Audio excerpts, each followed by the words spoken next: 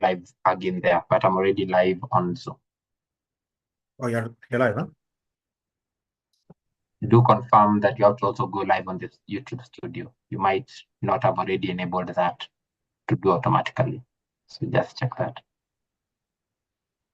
It's actually not live yet. Huh? Live. No, it is.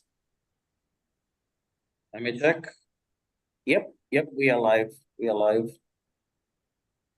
All right. For some reason, mine is not showing, but all right, guys. Here we are live. So before we start, I just want to introduce us. This is African Debates, and yeah, so this is our second discussion this year. Just had one last week, actually, or was it 2 weeks ago? And we were discussing witchcraft and just how Christians, atheists, and African traditional religious practitioners view it. And so today we want to discuss, there are very many problems in Africa. And as African debates, we're trying to think about, what these problems are, whether Christians can shed light on how we can solve them, whether secular humanists can shed a bit of light on how we can solve them, whether maybe going back to African traditional religions, which we have all abandoned, can help us solve them. So that's the whole purpose of this discussion. And so we'll be having a discussion with Maxon and Dean, Maxon from Kenya and Dean from South Africa. And I'm looking forward to an interesting discussion. And so we will start with 15 minutes because we are already a bit late with opening statements. So maybe let me give the format before we start. We will start with opening statements from both sides. And then immediately after the opening statements, we'll just have one question because of time constraints. We'll have one question from each side, each party sharing, asking one question to the other side and they responding, making it a bit short. And then after the question is asked, to get to just the one and only rebuttal, which will be 5 minutes each, where now there'll be a response by each, which is uninterrupted, on the opening statements and what happened in the cross-examination. And then after the 5 minute rebuttal from each, we will have an open discussion of like 10 minutes or so, which we hope people can interrupt one another, but we are hoping it will be constructive interruption. So where it will be a free-flowing conversation where the ideas that have been discussed thus far will be elaborated further. And then after that, we will have a Q&A depending on what we have on the YouTube live stream, the comments or questions that will be there. And if we don't have any questions, we'll just see how to flow. Maybe I can ask them questions. And then after the Q&A, we will have a small section where each debater comments on the best argument from the other side. And it will be like a minute or so. And then I will have final statements for like a minute. And the final statements will be more of just summarizing what has happened in the whole debate. So we are hoping to finish in the next hour and 20 minutes or so, or even less maybe. Let's see if we can do it. So Maxon, whenever you are ready, I will start the timer of 15 minutes. Thank you so much. I think the ball is in my court now. I had actually jotted down just a quick overview of what exactly Christianity, as to why exactly Christianity would be the solution to Africa's current situation. Granted, I wouldn't even just limit it to Africa, but to the greater humanity, put simply. Wherever they are, whatever part of the world they're in, and whatever culture that they would be in. So the very first issue that perhaps I would raise, the first benefit is that Christianity in itself, you wouldn't be joining Christianity just to get the goodies, put simply. You didn't become a Christian just to get the goodies. The primary movement towards Christianity was the fact that this is the I see truth. That's essentially the predominant reason for becoming a Christian is that I see truth. In its whatever it is that I'm seeing here manifest as truth. I'm going to stick by this, or at least this is going to be my guiding principle. And if you do have reverence for truth, then inevitably I've always seen people coming towards that. Of course, that's a bold truth claim. The reason I'm pointing it out is that if you're joining Christianity for the goodies, that would be the last thing on that list, because you're actually going to be overwhelmingly on the receiving end, really, of everything else in the world. Every culture in the world is, well, very different from Christianity. Every other religion, every other worldview would be extremely different from Christianity. So predominantly, you would become a Christian, not because there's something you directly benefit from Christianity, but rather because you've seen it, you've found it to be true, then you'd become a Christian. So ideally, that would be that's my primary point on this. Now, as to why or what would be the fruit of becoming a Christian to begin with, you'd see, at least I'll put it simply, if you have reference for what is objectively true, then you would be, well, whatever fruit that would come from that would be almost impossible, really, to face off against. We want, let's say, we'd want to trust someone who is objectively founded in truth.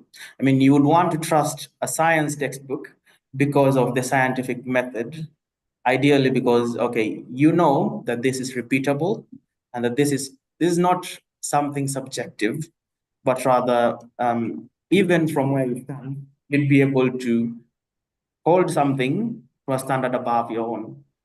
And so other than just subjective opinions, it would be, okay, now this is above me, I would hold it in reverence. And I would say to a great degree that the scientific method, when applied correctly or when applied consistently, when applied objectively, not politicized, not like we see in several cases all over the world, this would actually be reflecting what we expect to see of Christians, what you should be doing as a Christian. You should be holding truth in reverence. Now, as per the benefits now to the specific context of the current African society, would be looking at the fruit of Christianity. What fruit would you have to someone who is objectively upholding what he has found to be true? In this case, whatever Christianity is putting forward, that Christ is, the fulfillment of God's purpose towards us, essentially. And what you find is that you'd rather be treated by, I'll just put it straightforwardly there. You'd rather have a doctor who isn't prejudiced against you, either on the basis of race, whatever societal constructs that exist, even on basis of ancestry, at worst, even on basis of the history that you have between you and them. You'd rather have a doctor tend to you, despite knowing that you've wronged him in the past, but he can overlook that bit. And guess what he's going to say that is abiding by? That, hey, love your enemies. Remember that? And yet again, if let's say there is no history between such people, but now they are possibly propagandized on basis of ancestry, on basis of race even. Guess what? In Christianity, what is expected of the fruit of a Christian would be that there is no longer Jew nor Greek. There is no longer, male nor female. So there isn't sexism on there. There isn't any racism. Man or woman, get that? Jew nor Gentile. So even whatever basis that someone would have to really feel prejudiced, I was born into this, so this makes me greater than you. Well, if you're abiding by what Christ has said, then this is the fruit that you expect. ultimately we are fundamentally plagued as human beings, as the human race, really. There's something fundamentally flawed with human beings, and Christianity addresses the issue at the core. So it addresses it from the very cause. And I believe this is the biggest, say the biggest fruit, that this is actually the biggest observation. And because I've chosen to live by what Christ is saying, because I actually pay attention to what he says. I try to take his words out of context. He says, by their fruit you shall know them. And there's all manner, it's in the greater context, he actually says, it's actually about the teachers and whoever it is that is going to lead the people on such matters. It says, by their fruit you shall know them. And that is kind of pointing towards something, if you claim to, stand by what Christianity is all about, then we shall see it by, let's say, the manifestation of your character, of your interactions, and we'll just see it in you, really. And I think that's the greater bit. It's not just, hey, these are, like 5 pillars or something. No. Christianity changes the human being very fundamentally. And yes, you can have worldviews, yes, you can have teachings, you can have morals, and you can have plenty of those, yes. And you could say, okay, I have these ideals, I have 1, 2, or 3 of these. But Christianity is actually, I kid you not, I'm actually going to quote Christ on this. He says, why do you wash the outside of a cup, yet leave the inside unaddressed?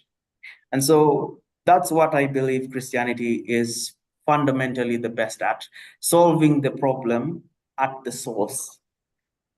First of all, it's figuring the problem, what the problem is at the source. And I believe this is the greatest solution to all of Africa's most, what would we call, the most bugging problems for all of Africa. Is like, can you address the problem at the source? And I believe Christianity offers that kind of a solution, and there isn't really much to add to that. That would be my argument in a nutshell. But of course, I could go on and on and on, but that's really how I've structured the whole thing. That yes, there is what the fundamental the fundamental change in the human being is supposed to be, and then there's the fruit, whatever manifestation that we are supposed to be viewing from such people. And granted, there are failures in basically everywhere. No one can imitate Christ perfectly, and we've seen this, and there's several levels to it actually. Some just don't even put Christ in their picture whatsoever. They are Christians by culture alone. They are Christians by anything, any transformation whatsoever within them. They do not even view themselves to be wrong whatsoever. So, by what standard exactly are you going by? Because you're supposed to be imitating Christ. So Christ is supposed to be your standard, first and foremost. Like I said, I pointed out at the start of my statement that Christianity is founded, I would call it the foundation, it's founded on a truth claim. And this is actually what Christ puts forward. And he says, he actually tells us, build your house on solid foundation, a foundation of stone, rigid foundation. And this is actually, if you were to look at the implications of such a statement from the culture and from the Hebrew itself, it's veering towards, whenever you say, amen or emet, a person of emet is a person of integrity, is a person of, is somewhat, you're actually referring to this person as still having firm ground or standing his ground, some form of integrity, put simply. And so whenever you finish a prayer and you say amen, you're actually making that reference. So Christianity is founded on a truth claim, okay? And that's really what it gets down to. And I would put Christ as the manifestation or the fulfillment of whatever God had promised in the Old Testament. Now, Christianity in itself is a fulfillment of the Old Testament. I'll put it simply. And in the Old Testament, you have several thousand years of human failure. But throughout that failure, God was crafting forward the solution despite our failures. Even in our failures, God came through. That's really what the bulk of the Old Testament is. And even the nation that was set aside to somewhat bring this hope to the world, they themselves have their failures, essentially. And that's really what the Old Testament narrative points towards, yeah? And this bulk of scripture, I would say, is the presupposition, or or I would say it's the premise to the manifestation that Christ becomes in the New Testament. And I'll just quote him really as I wrap up the whole thing, is that he claimed, "I have not come to abolish the scriptures, but to fulfill them." So he's saying, okay, you want to know that what I am saying is true?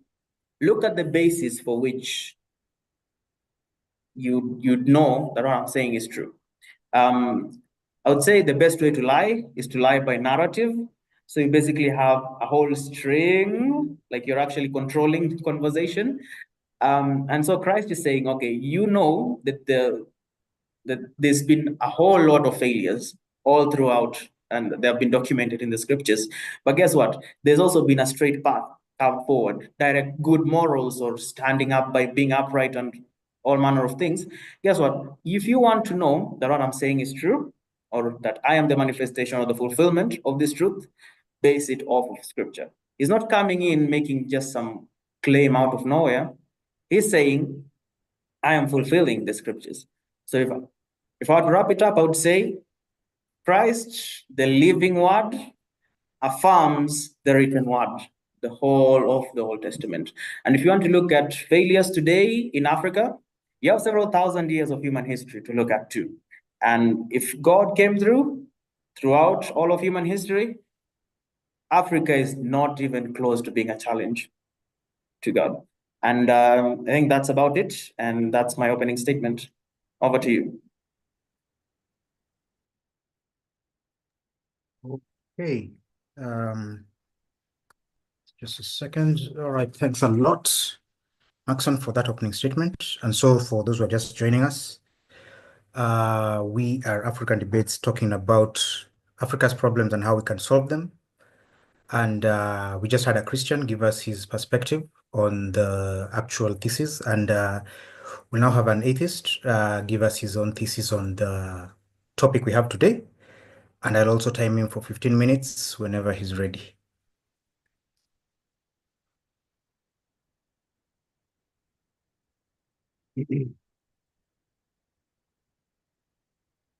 I'm ready to go. You can focus me, Okay, great. This is such a great topic, and I just want to start by thanking everybody for attending the debate. Like I said before, it's time that we need to have an intelligent conversation about this topic. So let's skip straight into it, and let's talk about the facts. So the facts here are that Africa is bleeding. There is corruption, there is conflict, there's poverty, pandemics. Our continent is trapped in a cycle of turmoil. And today we are going to be asking a question that frankly should have been answered a long time ago. Are the solutions to Africa's problems found in Christianity, African traditional religion, or secular humanism? So I stand before you as a secular humanist, and I want to say this not softly, not diplomatically, but directly. Religion is not Africa's cure. Religion is Africa's disease. So let's start with the spiritual colonizer, Christianity. Many like to pretend that it was a gift that was given to Africa, a message of hope, of love, of redemption. What was it, in fact? It was the ideological spearhead of colonialism. The missionaries didn't come here to liberate Africa. They came to domesticate it. They baptized us while Europeans brutalized us. The They read the Bible verses while chaining our wrists. And what do we see left here in the continent today? Christianity continues to cripple Africa's progress. We have a continent that's overflowing with churches and starving for schools. Mega pastors fly in private jets over slums that their congregations live in, preaching the prosperity gospel. It makes me sick at the end of the day. The tithes they extract from widows and orphans so that the preachers can wear Gucci robes and drive Mercedes Benzes. For shame, for shame. And what are people told in return? They are told that their reward is in heaven. So this is spiritual gaslighting. It's a theological Ponzi scheme. It has turned science into suspicion. It's made women second-class citizens. It's demonized sexuality, and it's converted suffering into a virtue. If Christianity had answers for Africa, we would be a paradise by now. Instead, we are kneeling in prayer while our nations collapse. Christianity has had over 400-500 years of going at it. And yes, you shall know them by their fruit. You shall know them by their fruit indeed. Now let's talk about African traditional religion, or what I like to call romanticized irrelevance. There are those in Africa who retreat back to African traditional religion as if going backwards is going to take us forwards. But let me be clear about this. I respect cultural heritage, but African traditional religion is not a system of justice, education, healthcare, or governance. It's a patchwork of localized myths, rituals, and taboos, and it suffers from the same fatal flaw that Christianity does. It demands faith over reason. African traditional religion has institutionalized fear, fear of witches, fear of ancestors, fear of curses. It justifies female genital mutilation, child sacrifice, forced marriages, and the rejection of modern medicine. To this day, people are burned alive because someone dreamed that they were a witch. Children with albinism are mutilated for magic. HIV-positive individuals are told to visit a sangoma or a witch doctor instead of an actual doctor. Is this the wisdom that we need? We don't need to revive ancient fears. We need to evolve past them. And then let's bring this to this false dilemma that we have, which is superstition versus superstition. And let's be honest about it. The debate between Christianity and African traditional religion is like choosing between, a snake and a lion. Both are going to kill you at the end of the day. One was imported by colonialism. The other one is imprisoned by tribalism. Neither provide a framework for science, liberty, or innovation. What both religions have in common is mysticism, hierarchy, and control. They both devalue reason. They both use guilt and fear to manipulate people. And they both fail to create a modern, just, equitable society. Africa is the most prayerful continent on earth, and also the poorest. And that's not a coincidence. That is simply cause and effect. So what are we providing as an alternative? We always hear this, what are we, if we don't go to church, how are we going to know to treat one another well? There is an alternative. It's a philosophy called secular humanism. And now let's talk about this. Secular humanism says we don't need gods. We need courage. We don't need scripture. We need science. We don't need rituals. We need reason. It is not anti-African. It's pro-human. It says that we, not spirits, are responsible for our condition. And we, not prophets, must build the solution. Humanism focuses on this life, not on the next life. On human dignity here and now, not on divine authority. It focuses on evidence, not on revelation. When it comes to health, it supports vaccines, not holy water. When it comes to education, it teaches evolution, not genesis. When it comes to justice, it fights for human rights, not for tribal taboos or ancient laws. When it comes to leadership, it insists on transparency and merit, not prophecy and prayer. And yes, humanism is working. Where humanist values are adopted, poverty drops, education rises, gender equality improves, corruption declines. Look at countries that value secularism, countries like Norway, Japan, Canada, the Netherlands. These societies aren't perfect, but they are freer, safer, more educated, and more just than any nation where religious dogma dominates. So why should Africa settle for less? We've tried religion for centuries, and what has it given us? War, division, ignorance, subjugation, shame. Religion gave us original sin, and humanism gives us original potential. And now let's talk about this on a practical level, right? So what is, what are we proposing that we do in Africa? We propose that we discover our African potential and that we reclaim our minds. For those who say, but religion gives us morality, I say this: morality existed long before Moses came down the mountain with the stone tablets. Human compassion doesn't require a cross. Justice does not require a shrine. Empathy does not need incense. In fact, secular humanism aligns beautifully with the true essence of Ubuntu, which is a philosophy that most Africans share in some form or other. That is what it's called here in my local culture. And it literally translates to I am because we are. We don't need gods or ancestors watching over us to treat one another with dignity.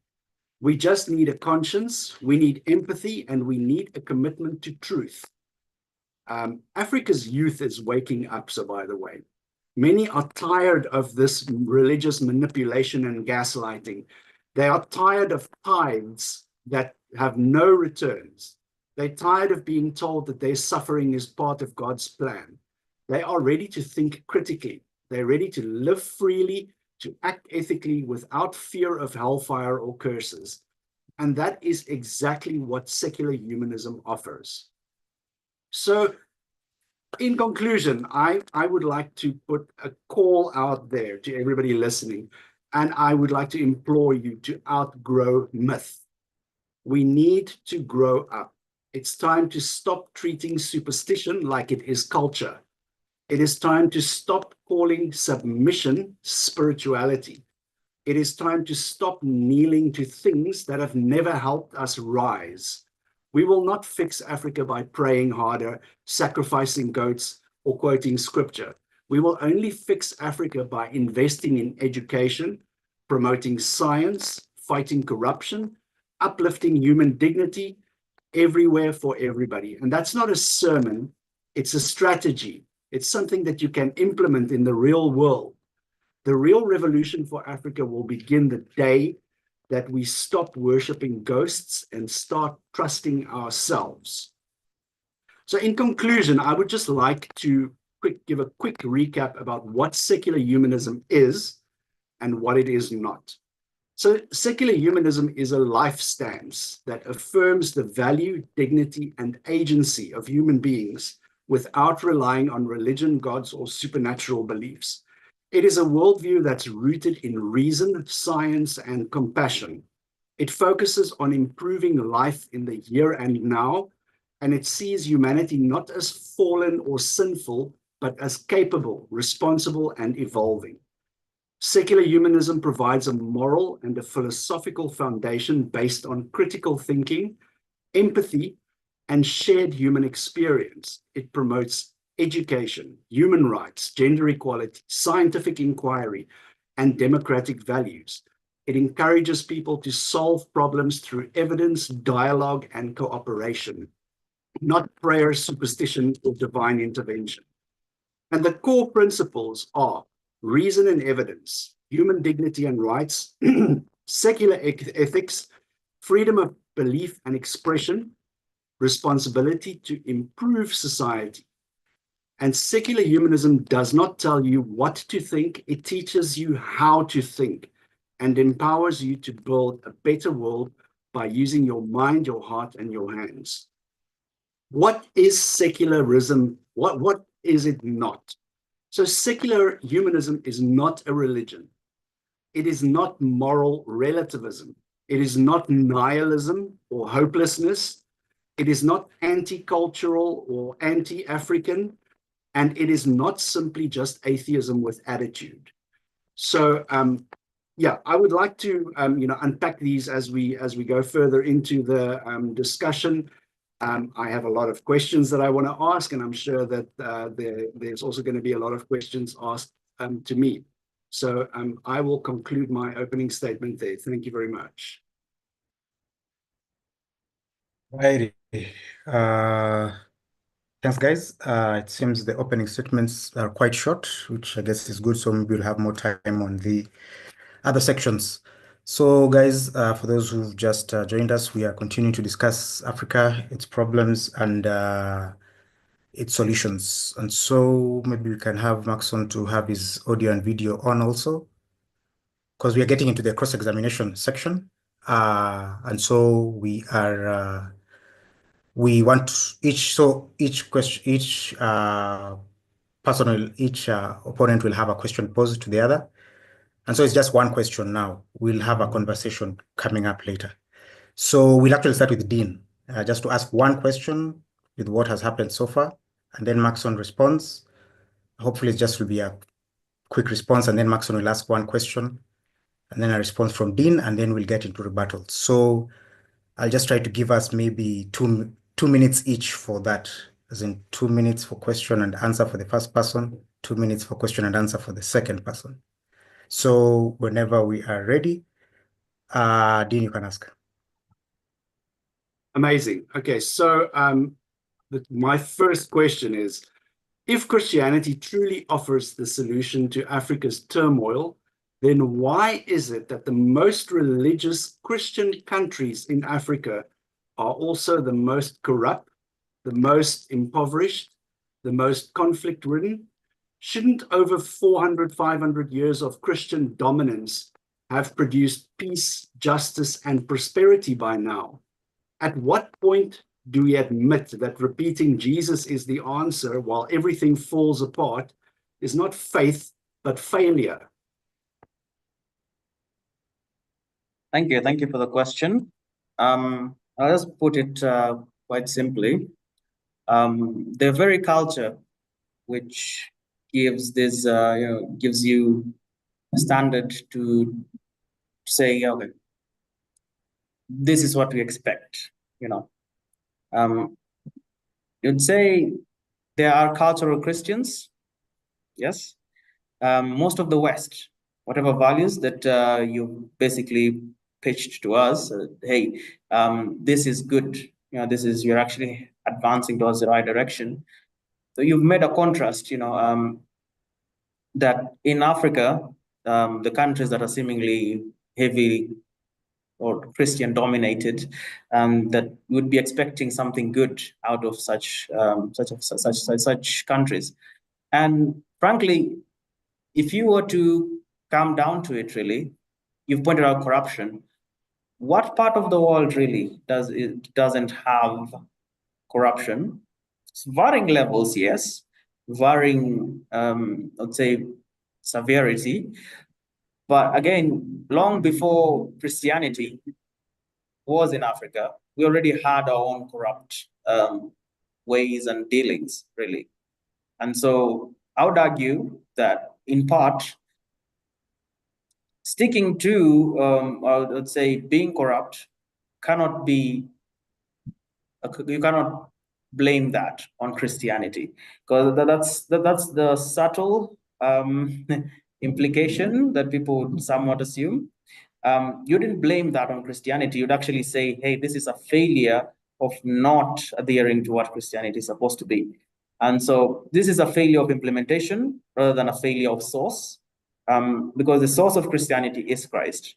So would I say I imitate Christ perfectly? No, but not in the slightest.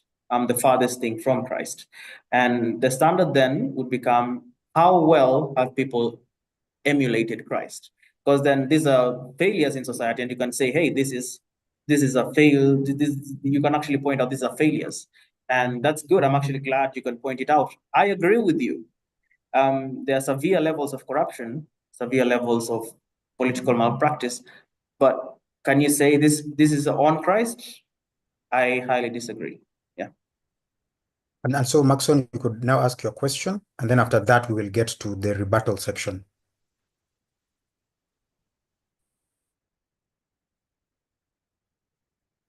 Oh, Maxon, you are muted. Just a moment, let me pick a call just real quick. Okay, understand.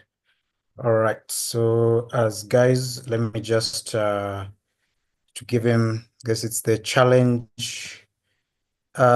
of virtual engagements. But still, for those who have just joining us, we are discussing Africa's problems, potential solutions, whether secular humanism, African traditional religion, or Christianity is the culprit, or whether they are the solution.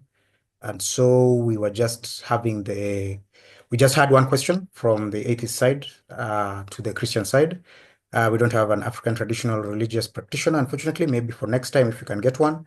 But now the Christian will ask a question when they are ready to ask the question. So as we wait, I just wanted to see if I can share. Let me see. Seems I can't even share. Can I share? Yes, I actually can. So I'll share something. So for those who don't even know where we are streaming at, just to show you that you can like or subscribe at African Debates and share. And also, Dean is from the Atheist Republic, South Africa. And they have a YouTube page where you can become acquainted with them. So you can be acquainted with their work. And just recently, there was the Flying Spaghetti Auditor. So you can look at that. And then also we have Apologetics Kenya that I'm part of. And it's a bunch of Christians who discuss these issues at length. There are conferences that we have.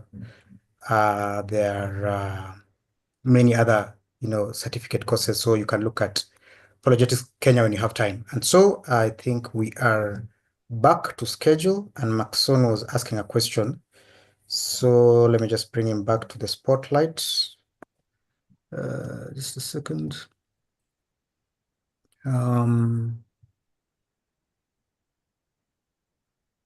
Just a second. And guess I will. All right. Now, Maxon, you can ask your question whenever you're ready. Sure. So what bugged me the most really from you, Dean, was your point. You actually said that Christianity leaves no room for innovation. I would actually tie that to critical thinking, something along those lines.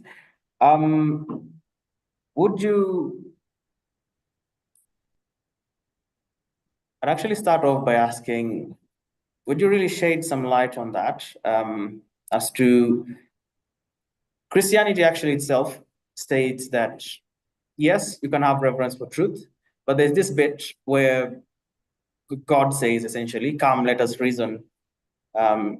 Even though you're at fault, we can make things right. And so how exactly would you address certain very seemingly innovative parts of scripture and of teachings, really, even of Jesus Christ's teachings? Like, let's say whenever, and outside this, I actually want you to respond to these two particular verses. There's the first one that I've pitched to you, come, let us reason together. Secondly is the people who were confronting Jesus, the Pharisees, the teachers of the law, and they were basically contending Christ for healing on the Sabbath. And so I would argue that Christ was the one taking their minds out of such a fixed mindset and seemingly being innovative, because then what is the basis of all law? Essentially, he's forcing critical thinking on them. So I'd like you to address this particular issue on teaches you how to think. In each case, you pointed out that this is one of the best reasons to be a secular humanist, that secular humanism teaches you how to think. Well, I would argue that Christ teaches you way better than secular humanism does. Now, in this case, I just want you to address the two verses I've pointed out. One, when God himself speaks, in the book of Isaiah, come, let us reason together. And in the New Testament, when Christ is innovatively breaking down scripture for the scribes and the Pharisees, and he tells them, he actually challenges them concerning the Sabbath, because this is a law, yes, you shall uphold the Sabbath, but now he's challenging them to critical thinking. Could you address that? Yeah, of course, I'd like to address that. I really didn't think that we were going to do Bible study. I thought that we were going to talk about the solutions for Africa's problems, but sure. I mean, let's do some Bible study. I would be remiss to point out that, even though you like to hug those verses close to your chest because they seem to be in concordance with what you already believe and what you would want to propagate, there are numerous other places in the Bible where the exact opposite is glorified. Lean not on your own understanding. The Bible does not encourage you to think critically. It encourages you to obey. And yes, this is like losing, I can give you the analogy, like if I lost a very, very precious possession in the cow dung where the cows sleep, do I have to go and look through the cow dung to find this precious possession? And that's what you're asking me to do. There's a whole field full of cow dung and I have to find one precious possession in there. Sure, you are going to find some good lessons in the Bible. I'm not saying that the Bible is a worthless, evil book that's, doing X, Y, Z. But you cannot, on the one hand, say that, look at this wonderful lesson that Christ has taught us, when there are 50 other lessons that are not to the benefit of Africans. And that is the thing that I am here to discuss today. What benefit? What are the results? Show me the results. What are the results of Christianity in Africa? That is what I'm interested in discussing. All right, guys. Thanks a lot for that cross-examination period. And now we want to get into the rebuttal, and then now we'll get into the conversation. So in the next 10 minutes total, we will start first with Maxon will give 5 minutes maximum rebuttal of what has been said so far. And then Dean will follow with a rebuttal. So the rebuttals are not interrupted. And then after that, now we'll get into a conversation of 10 minutes total. So let's start with the rebuttal of 5 minutes by Maxon, whenever you start. Sure. I'll just start right away. The first, one of the first points that Dean had pointed out was that Christianity came in to domesticate, seemingly. I wouldn't say placing order into chaos counts as domestication, but then to domesticate, that has its own implications, but I wouldn't want to jump into it. And you pointed out something along the lines of prosperity gospel. In the greater context, even in the current church scene, really, we don't really consider the prosperity gospel as anything close to what the gospel actually is. The gospel is the good news that God has fulfilled what he had promised to do, and you've been invited to live in his promises. Now that you know for sure that he fulfills his promises. Mostly, of course, there's the whole bit that solving issues from the source and whatnot, but greatly the prosperity gospel is nowhere near what their gospel is. And you've said, first suffering is a virtue. I was actually taking note on what you had mentioned. I'll just go over a few of these. I wouldn't say putting order is to domesticate. I would say suffering is a virtue, although you could stand by truth no matter what. That is virtuous. We have, people going off in the armed forces to overseas countries, to whatever other conflict zones that there are. And you say, these people put their lives on the line. Some of these people die, and the question is, what are they dying for? We can recognize honor, we can recognize valor, we can recognize so many other virtues on this. And now I really pose the question, would you say that, suffering as a virtue, would you really put that if the person is willing to suffer for truth? We are willing to die for far less, frankly, and I think that's just human stupidity. Jumping into every conflict zone at every opportunity, that now is blind faith. That's just being blind. Choose your battles, really, and that's what I would really pitch to you. Choose your battles. That is that's my statement on that. The life will never be smooth. There is turmoil, there's ups, there's downs, yes. But what exactly would you be willing to confront? What would you be willing to contend against? And you also say, okay, Christianity and the African traditional religion demands faith over reason. I would say that's just a terrible analogy overall. I became a Christian because of reason. I reasoned out and I properly articulated the reasons why I would hold something to be true. And I applied that on Christianity. And frankly, today I'm a Christian, yes. I'll go through the details later on, but for now, I'll tell you, I came to faith by reason. And of course, I've cited the Bible, and you're not such a big fan of it. But ultimately, that's what I would put forward to you. Christianity itself, you're saying it, we utilize guilt and fear. I would say Christianity provokes your conscience. That's not you weaponizing guilt nor fear. In fact, Christ himself, and I want you to get this right. There are people who do weaponize guilt. There are people who do weaponize fear. Remember, like that adulteress, really, the lady was caught in the act, put simply, yeah. And Christ is challenging you. This guy is okay. You're raising accusations against her, but Christ says, okay, whoever is guiltless, go ahead. You may be the first one to implement the execution. And so over this, Christ is saying, okay, you really think you're going to weaponize guilt? Oh, and I am the one who stands in such a position as the guiltless one.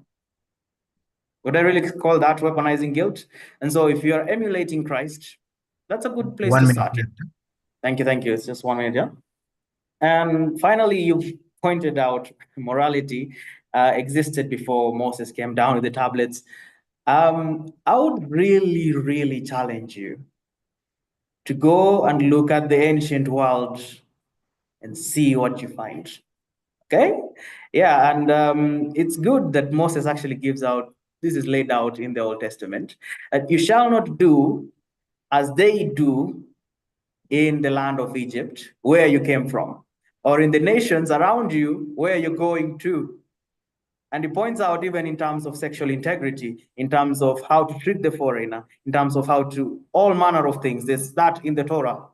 And so this is a comparison of the ancient world and what the God of Israel is trying to put together as his nation, as a nation that ought to represent him to the world. And so that's about it, really. I think I now welcome your rebuttals. All right. Dean, you can start your rebuttal of 5 minutes right now.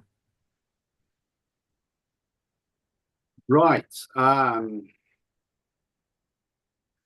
So very, very interesting conversation. And like I said earlier, I am a very pragmatic person. I like to look at solutions, and I like to be very clear and linear about the solutions to problems. So first of all, the first thing that you said, that you love truth. You know, that was something that the irony of you espousing this virtue of truth and still clinging to a religion that cannot be demonstrated. That I was just like sitting like, what a contradiction in one person. Truth can be demonstrated. I can demonstrate truth. You know, if you ask me, Dean, what is the weather like outside? I can go out and I can demonstrate to you and show you this is what the weather looks like. It's going to be raining. You know, it's windy, it's sunny. You know, you can demonstrate truth. When you come to things like religion, there is no demonstration. There's no demonstration that anybody can give. I love that you say we will know them by their fruit, because the fruit that we are eating in Africa is rotten. It's rotten to the core. You go to, you know, that it's like that story that Joshua Maponga told. He said the two guys are sitting in a hut and they got a bag of apples from the shop, and the one bites the first apple. Ooh, there's a worm in it. Spits the worm out. Goes to the next apple, bites the apple. Oh, another worm. The friend says to him, hey, turn off the light. The problem here is the abundance of light. It's not the abundance of worms in these apples. And that is what Christianity is forcing Africans to do, to close our eyes, to close our eyes from the truth. So you will know them by their fruit. You know, like I mentioned in my opening monologue, there is where there is Christianity, there is corruption. There is all manners of social evil. So the fruit that Christianity bears in a society for Africa's benefit and for uplifting Africans is nowhere to be found. So be careful when you use that phrase that you love so much, because when we look at the fruit, we cannot eat them. Trust science. I mean, really, Christianity is against science. We are told that the world came about 6,000 years ago when God said, poof, and then there was mudman and rib woman in the garden with a talking snake and the zoo boat full of animals. I mean, are you really proposing that we take science from a book that was written when people didn't even know that the earth was a globe? You know, those two things are incompatible. And I don't recall which theologian said it, but there was a theologian that said science and religion are non-overlapping magisteria. They do not complement one another. And this act that Christians do of massaging the Bible so that it can actually just become a little bit more supple and align more with science, it shows the truth. Just that act of trying to reconcile the Bible with science shows that there is absolutely zero science to be found in there. Well, sure, you know, it talks about the day and the night, and you know, and maybe some other things that you can say are actually in science, but the rest of it is very questionable. You know, it's funny. You brought up things like these lessons, you know, like love your enemies. Love your enemies is not. I mean, have you read the book? Have you read the book? You talk about loving your enemies. I mean, maybe the first half of the book was, you know, like the angry phase or something. I'm not exactly sure where love your enemies comes from. Gender equality. Oh my goodness, please. You know, the women are treated as second-class citizens throughout the Bible. And that, you know, that is something that we really need to focus on in Africa, to uplift women, to give women the power over their own reproduction cycle. Because as soon as you give a woman a couple of seeds and land to work, that woman will uplift the community, and you free her from this cycle, just reproducing like a farm animal. That woman will uplift the community, and she will uplift everybody around her. And religion is against that. You know, they consider women as fields to be plowed by men, just for the reproduction of the species. Religion tells us that we are born sick with a disease, and then it commands us to be well by threat of death and eternal torment. What a load of, I don't even want to say it. And time Who is up. is- I'll just finish up on the point. Oh, I have more. We're actually getting into the conversation section now to really discuss it. Or you want to finish that point first, or we get into the conversation? Let me conclude. Let me just conclude by saying one more. Just bring it. Yeah, I want to lay it out. Yeah. So you kept on talking about the real Christians. Who are the real Christians? You know, like, I also want to know, who is the real Christian? Who speaks for Christianity? So this is an internal matter. You guys need to get together and have another conference in Rome or somewhere and decide who is the real Christians and get those people to come to us, because every single Christian that I speak to has got a different story and they sing a different song. So yeah, that's my 5 cents. All right, thanks a lot. And it seems time is really moving fast. So we have the next 10 minutes, and unfortunately, we'll just have to make it just 10 minutes, regardless of how the conversation goes. So right now, it's usually a tricky section of the debate, but we are going to have a free-flowing conversation. Hopefully, there'll be a lot of interruptions, most likely, but hopefully, everyone will be able to get the ideas in. So let us not talk too much or talk too little. So we can start. Roxanne, you can start the conversation and we see how it flows for the next 10 minutes. All right. So Dean, I can tell, yeah, you're quite a firm person.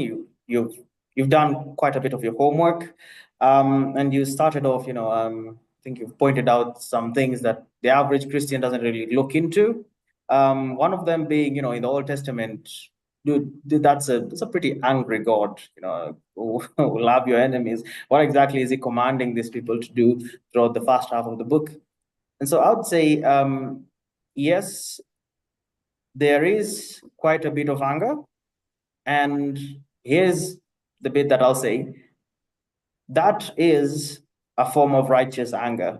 And God is allowed to be angry when some things just go way off the rails.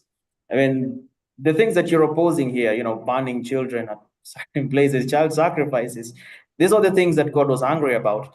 And would I say God has a right to be angry? Yes. And that's actually the biggest reason why God was always, it's almost like smiting these people all across the face, and that's the bulk of human history. That's actually bearing testament to how flawed humanity actually is. You say the first half of the book, that's about several thousand years crammed into that first half. And really, that's a testament, that's actually proving what I've been saying, what you pointed out as Christianity to be saying, that Christianity says you're born sick. I'd say you've had several thousand years to see that hey, there might be some substance to what the Bible is saying. There's a lot of flaws in human beings. Yeah. This is the thing, Maxon, is I don't look at humanity through the same lens that you do. You look through the lens of Christianity at humanity, and what you see is a flawed, broken, in need of saving creature. I do not see that. Like, I see people with potential. I see people with great capability for compassion, for empathy.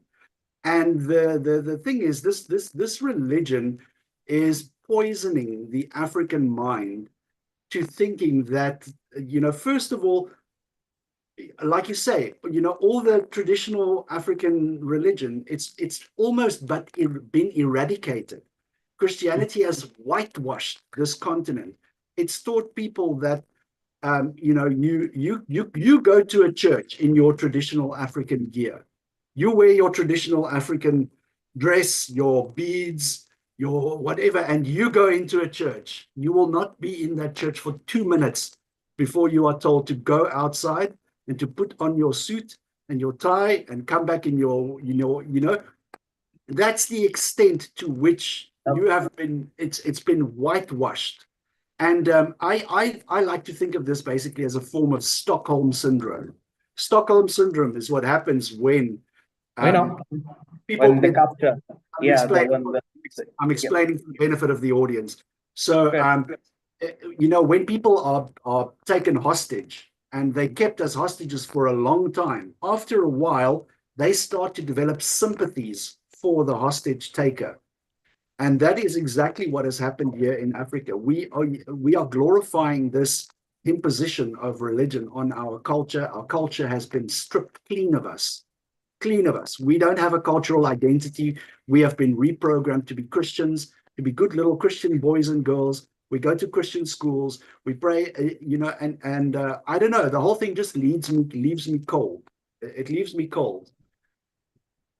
So you've said, we're sticking us out of our cultures.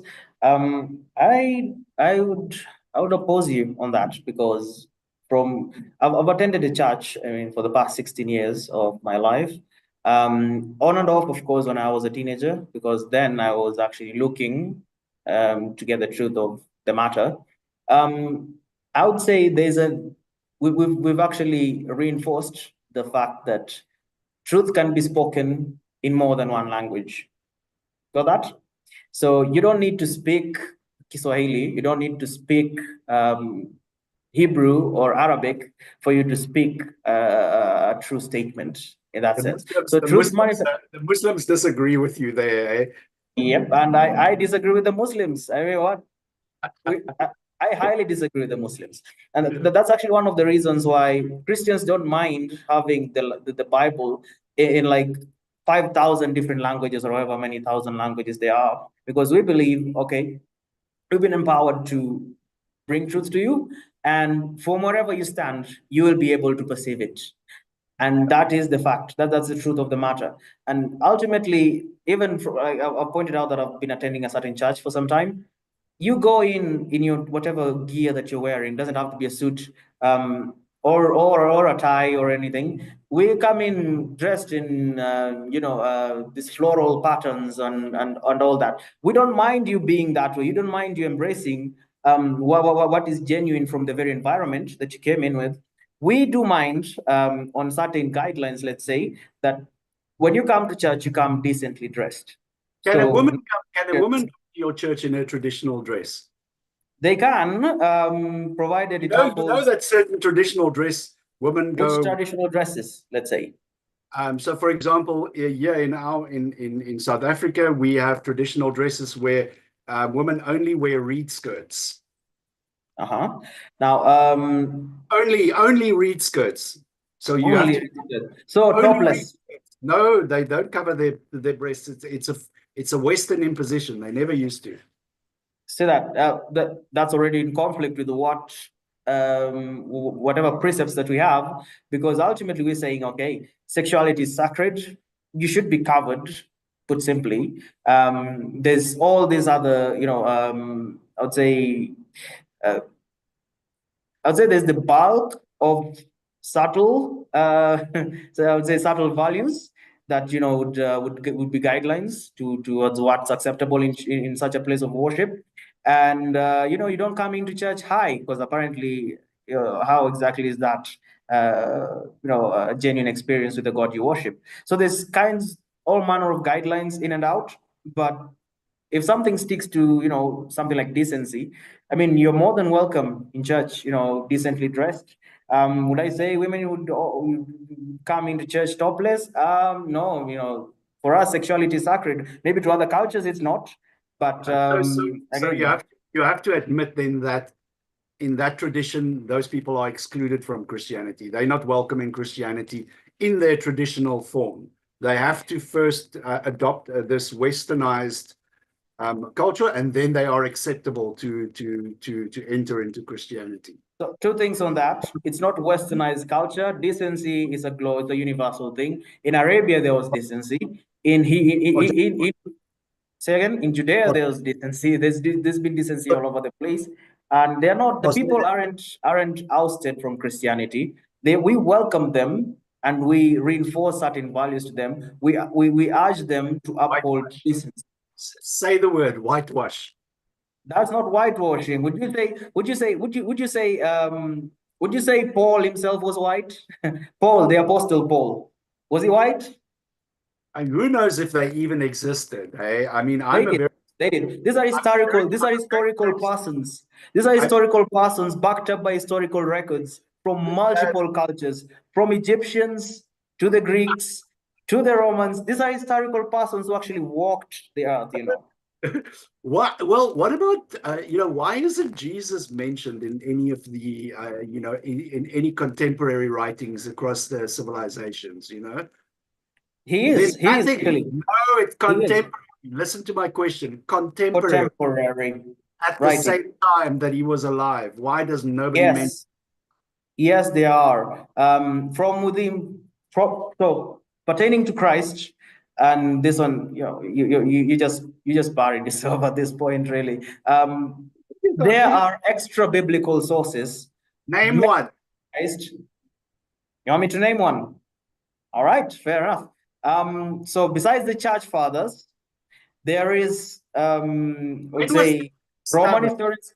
Can I cite for your Roman historian? But when was the church established? I'm asking for contemporaries. Contemporaries. So the eyewitness accounts count for that? When were they written? When was that? When was the first Bible written? The first Bible.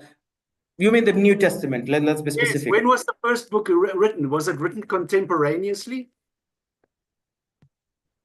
I would say, from my conclusion, from my assessment, I would put it within the lifetimes of the people who walked with Jesus Christ. Go ahead, just blurt it out, my friend. I am by no means an expert or a scholar on this, but it was at least 60, 70 years after the death of the Nazarene that all of this was written down, and not by first-hand accounts. These were stories of stories that were told over. That is what I'm very happy for you to correct me and point me to a resource where I can verify that there were people alive during the time of Jesus who knew him, who wrote about him. We have stories of apostles or whatever. There is no, you claim to love the truth, my friend. My friend, you need to look into this. The New Testament was written way after the Nazarene was. No, it wasn't. And I'll pitch something to you just real quick. The New Testament itself, because by the time we get to finish up on that, and then we get money because time is already gone, unfortunately. Yeah, you can just finish up. You can just finish up the point you are making in like 15 seconds, and then we get to Q&A. So just real quick, someone, let's say, because the biggest author of the New Testament, who is Paul, this guy is writing. Of course, he dies around AD 50. He's executed by the Romans around AD 50. But this guy is writing the bulk of the New Testament. Island. He wrote the testaments on an island somewhere. He was on an island in the Mediterranean. People say that's John. Was that John? Okay, sorry, my bad. I get my thing. I get it confused. No worries. But see, it's been a while since I've cracked the Bible. Fair enough. But now Paul is here, one of the later authors of the Bible, and there's authors before him, because someone like Luke is actually attesting something to Paul. Is the one who authors the Gospel of Luke, and yet he's the one who authors the Acts of the Apostles. And right here we have Luke, and he's not the first author of the Gospels. He's actually saying there's been several accounts on what has happened pertaining to the life and death of Jesus Christ, and I have seen it fit to also bring in my account on this. And so we know that Luke is not the first author, which means there's been several authors before Luke, and Luke is writing, and this here is Paul before AD 50, really, because Paul dies around AD 50. He's actually executed for preaching this particular message that he's been preaching. So if you're looking at the timelines for authorship, I would be very, very generous within a few years to the first decade. Right. Yeah. All right, I'd be very generous on that. Well, guys, let's now get to Q&A. It's an interesting discussion, but I think we've actually gone a bit away from, problems in Africa and solutions. Yeah, But no, I was about to say. No problem, no problem. Yep. it was an interesting discussion. Let us now get to some questions that have been asked here. In fact, there are too many. We won't even deal with half of them. Oh my days, But okay. there was someone who asked a question which is in line with what I was just saying right now. Let me see if I can go all the way to the top here. Oh, yeah. So I guess this is kind of related, and maybe you can just give a quick response, Maxon. How do you know that Christianity is true? I know that Christianity is true. First of all, because my observations objectively would point me towards, would equip me with the resources, kind of put things to the test. Okay, how do I know that what the apostles are saying is true? Okay, how would I know that what the Bible is pointing out in historical events is true? So I'm actually encouraged to examine these things based on a standard that I know. Okay, this ought to be foolproof, because then I'm not actually encouraged to just walk around blindly. I'm encouraged to put things to the test, because again, we're told, okay, test the spirits. if you really, if you don't just walk in blindly. But then, okay, if I know something is true, would I apply that in life? If I know this standard is true, and I know that's going to give me good results, because then there's ways to test something objectively, then that is what I've been doing to Christianity, and I've been heading towards that direction. I know for a fact that the life, the eyewitness testimonies of the apostles is true, in part because people could die for something thinking that it's true, but no one would die for something knowing that it's a lie. Okay, really, seriously, I mean, you could die for something, you could lay down your life for something if you've been deceived and you think it's true.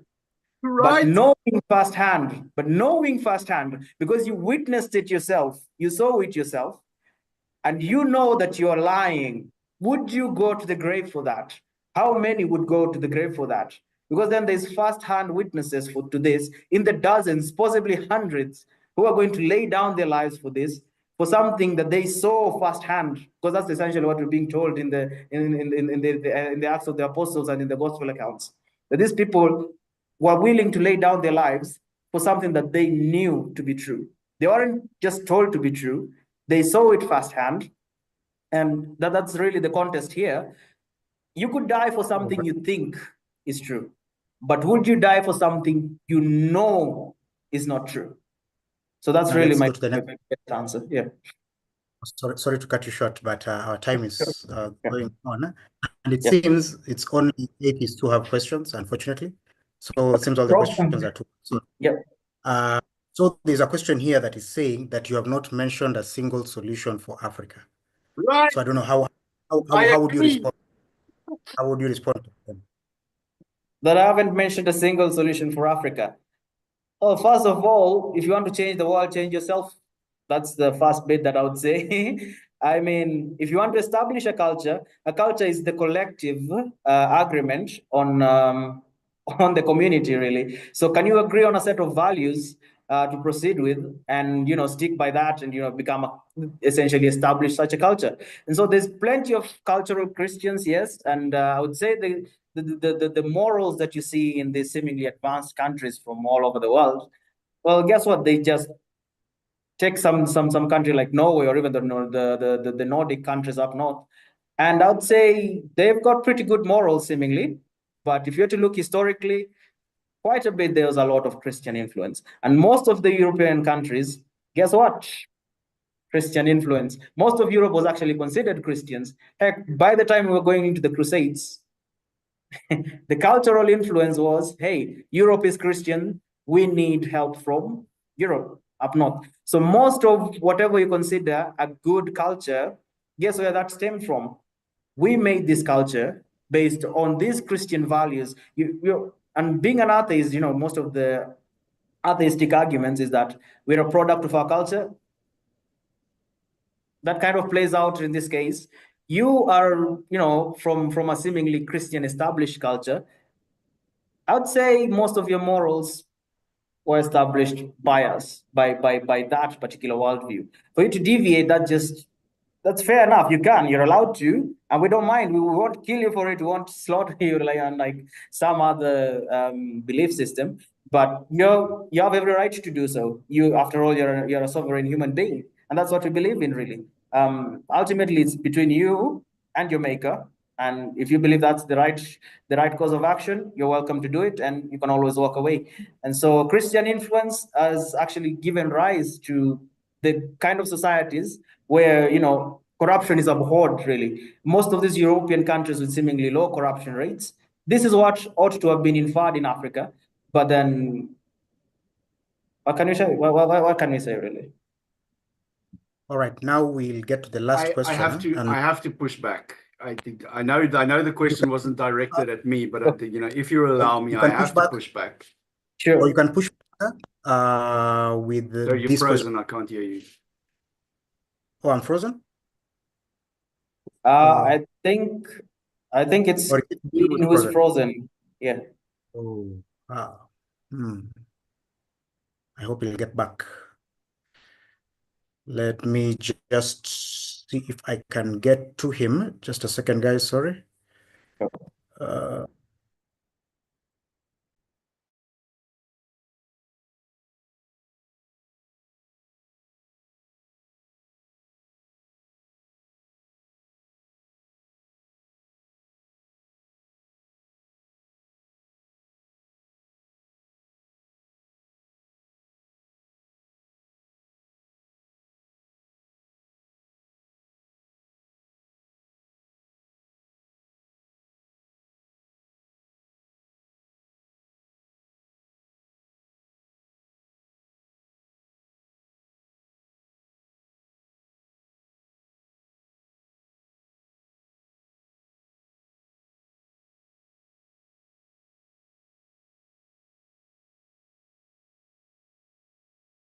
All right. Sorry, guys. Seems Dean has dropped off. Don't know if it could be. Sometimes these things happen, guys. So Okay, I think what you could do, you could just push for some of the questions, and I'll try to just respond to them, I hope. But I don't know if we have the time to do that, though. Oh, yeah. So, in fact, that's a good idea. So, there's a question that people basing their lives on belief in words on a page in a book that says it's the ultimate guide without demonstrating a single proof that it can be trusted is crazy. Solutions come from human logic. Would you like to comment on that as I try to get to Dean? Sure. So why would I take my guidance from some book? And seemingly, okay, that's pretty fair. I mean, it's a popular argument against Christianity. I mean, why would I trust this set of guidelines, really? And what I would ask you to do is to get the essence of what's being spoken about in that book. I mean, if you're willing to at least read it, I would urge you to diligently read that particular book. Because I've actually pointed out, I hope you are following the conversation, I pointed out that there's the Old Testament, the bulk of the Old Testament was the premise to the fulfillment in the New Testament. So would it be just some book that you can't trust? Well, just read the backlog of it, the bulk of the message leading up to Christ, and then you'd find reasons to trust the book. And then again, look at the values that it's trying to uphold. It's telling you, okay, look at these methods, and it's urging you, okay, if you want something to be true, if you want to ascertain something to be true, there is ways to go at it. There's ways, you shouldn't be swayed, you shouldn't be bought, you shouldn't be corruptible, put simply. There should be some form of a culture of purity, moral purity even. And this is essentially what it's making as the premise towards establishing something to be true. So there's methods within the book itself. Even if you want to use the book to interpret the book, you're more than welcome. You can use the book against it, you can measure it by itself. You're more than welcome to do that. You can use the book, you can use objective standards to measure the book. Well and good, you're more than welcome to do that. And I actually encourage you to measure the Bible, or like to put the Bible to the test by objective standards. And I urge you to do that. If you want to come to faith, I would urge you to come to faith by truth rather than coming to faith by by being lied to, or by being just by peer pressure. I would urge you to come to faith by seeking truth. And that's about it. All right. Okay. Sorry, guys, for that technical hiccup. And because of time spent, and I wanted us to be done by at least in 7 minutes, I would want Dean to comment. There's a comment Dean wanted to make. So if Dean could just make that comment. And then on top of the comment, the next section was to actually give the best argument for the other side. So it's like playing devil's advocate, which is the best argument for your opponent. So Dean, if you're ready, you can just make your comment and then give the best argument for the other side. Okay, I see. It seems as if Dean's audio has cut off, but then again, he's back. I think, Dean, you're back? Yeah, I'm back. So, Dean, I was saying you can give you can comment, make the comment you're ready to make, and then give the best argument you think Maxon has given. Because that was this section. Because it's like I saw we finish up on the Q&A because time was more spent. So I get it. just we pressed for time. Right. You know what? I have to commend Maxon. You know, he comes across very sincere. Comes across as you can tell he really believes this. You know, because there are certain Christians that I've met that just go through the motions. But to summarize, I have to be very honest and frank, is that I didn't hear any solutions. I didn't hear any solutions. But, Maxon really appreciates the lessons in the Bible. I can tell they have great value to him.